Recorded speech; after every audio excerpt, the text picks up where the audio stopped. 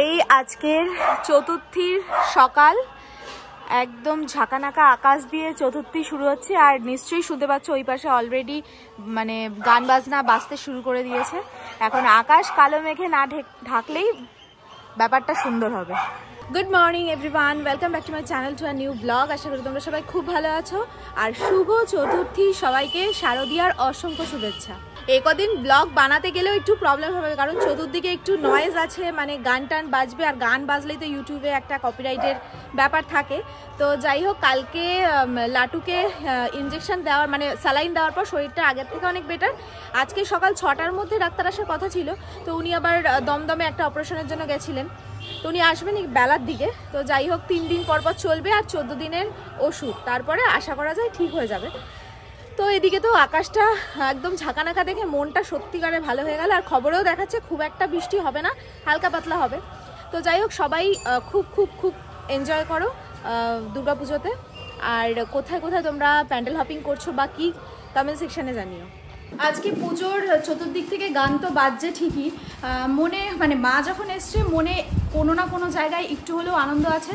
আনন্দের সাথে সাথে কিন্তু একটু দুঃখও আছে, মানে যা পরিস্থিতি এখন এবছরের পুজো স্পেশালি আমার মনে হয় সেইভাবে মানে কি বলবো, প্রত্যেকবারে যেরকম হই হই রই রই ব্যাপার থাকে, সেই ব্যাপারটা একটু কম হওয়াটাই স্বাভাবিক। আর 1 নম্বর তো আরজি করের ঘটনা, 2 নম্বর আরও বেশি মন খারাপ যে চতুর্দিকে মায়ের আরাধনা চলছে, মায়ের পুজো হচ্ছে প্রত্যেকটা জায়গায়, কুমোরটুলি বলো, সব জায়গায় বলো, সব জায়গায় মা তৈরি হয়েছে, প্রত্যেকটা মাকেই মণ্ডপে নিয়ে যাওয়া হবে, পুজো দেওয়া হবে। কিন্তু আমাদের কাছাকাছি রানাঘাট এলাকার কামালপুরের যে বড় প্রতিমাটা, সেটা কী কারণে বন্ধ করে দিল বা বন্ধ হয়ে গেল, এই ভাবনাটাই মানে এত মনটা খারাপ করছে।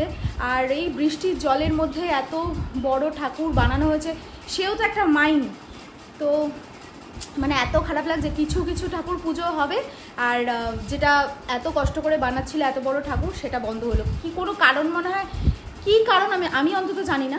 তোমরা যদি জেনে থাকো অবশ্যই কমেন্ট সেকশনে জানিও। এটা ভীষণই দুঃখজনক ঘটনা, মানে আমার দেখে সত্যি চোখে জল চলে আসছে। এই এত ঠাকুর, এত আয়োজন, এত কিছু, এত রেডি, হয়তো আর কিছু দিনের মধ্যেই তৈরি হয়ে যেত, মানে এতদিনে তো মোটামুটি তৈরি হয়ে যেত যবে থেকে বন্ধ হয়েছে। তো ভেবেছিলাম একদিন যাবো, তোমরা যদি আগের ব্লগগুলোতে দেখে থাকো, আমি দেখবে যে আমি বলেছি যে যাবো, ওখানে যাবো সেটা আমি বলিনি, বাট যেতাম ওখানেই।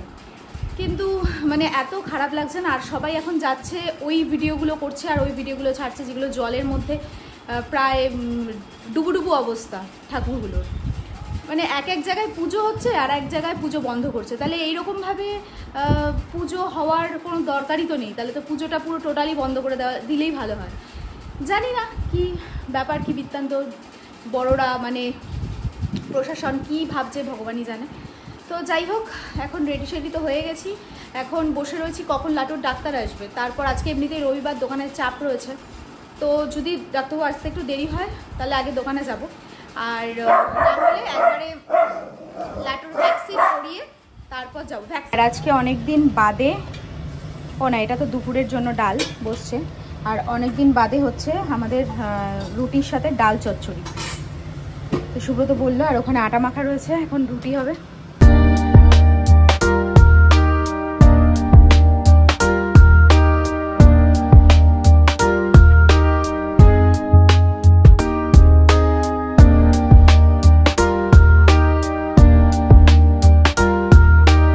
এই যে মাম্মাম এত বেলায় এসে এখন বসে গেছে খেতে। আর ওদিকে লাটুর তো এখনো কি বলে স্যালাইন দিতে এখনো ডাক্তার আসেনি, তা দিদি একটু চিন্তিত রয়েছে। চিন্তিত নেই, কারণ এখন একটু ভালো আছে ভাই। আর ওয়েদারটা যে দেখছি মোটামুটি এরকম থাকলে তো কোনো ব্যাপার নেই, কিন্তু এর থেকে বেশি বাড়াবাড়ি হয়ে গেলেই মানে ধরো এই বিকালের দিকে বৃষ্টি নামলেই তো ব্যাস কি যে পরিস্থিতি হয় না, তখন মানে মাথা মাথা ঠিক থাকে না। তো যাই হোক, আমার শর্টসগুলো একটু দেখো। পুজোর দিনের স্পেশাল পর্ব শুরু করেছি লাঞ্চ থালি নিয়ে, যেরকমভাবে একটু নতুনত্ব করার চেষ্টা করা আর কি। তো যাই হোক, এখন সুব্রত আসেনি, আর আজকে হয়েছে, আজকে কি রান্নাবাড়ি হয়েছে সেটা অবশ্য দেখতে গেলে শর্টসটা একটু ফলো করতে হবে। তো যাই হোক, সুব্রত আসলে তারপর খাওয়া দাওয়ার বাড়বো। আর এদিকে লাঞ্চ থালি সাজানো হয়ে গেছে, ইলিশ মাছ ভাজা, এটা হচ্ছে কচু বাটা, সাথে রয়েছে তেল ঝাল, সালাড, কমলাভোগ আর আচার। তো এদিকে লাটুর তো স্যালাইন ট্যালাইন করে দিয়ে গেছে, আর ডাক্তারবাবু বললেন যে কালকে ডাক্তারবাবু আসতে পারবেন না, পুজো না, এবার এদিক ওদিক হয়তো যাবেন কোথাও, তো না তারাপীঠ যাওয়ার কথা ডাক্তারবাবু। তো যাই হোক, উনি কি করেছে যে এই যে স্যালাইন এর মধ্যে যতটা পরিমাণে শরীরে দেওয়ার দরকার ততটা রেখে তার মধ্যে মেডিসিন দিয়ে গেছেন।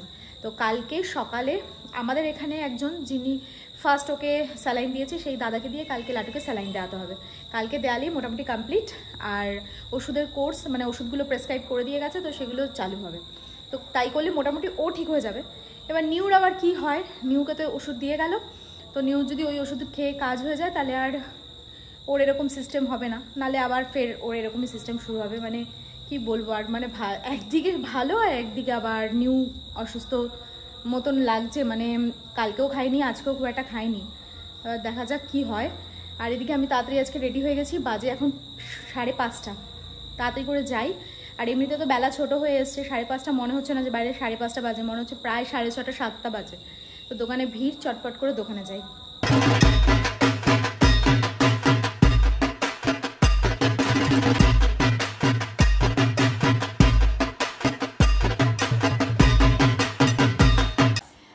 বাড়ি আসলাম, আর আজকে মাম্মা আর আমার শাশুড়ি বেরিয়েছিল, এসে দেখে নিউ আবার বমি করেছে। তো মানে আবার নিউ শরীরটা খারাপ হয়েছে। এবার আজকে যে মেডিসিনগুলো ডাক্তার দিয়ে গেছে নিউকে দেখে, তো সেগুলো দুটোই পেয়ে গেছি। আজকে এসেই আগে নিউকে ওষুধটা খাইয়ে দিয়েছি, এবার দেখা যাক কতদূর কি হয়, নালে ওরও আবার ব্লাড টেস্ট করাতে হবে। তো এবার মানে কি করবো আর, মানে এই আসার পরে এই এখন শুরু হয়েছে তাণ্ডব এদেরকে নিয়ে। মানে এইবারের পুজোতে যে কি মানে কিভাবে যাচ্ছে এদের জন্য সে আর বলার কিছু নেই।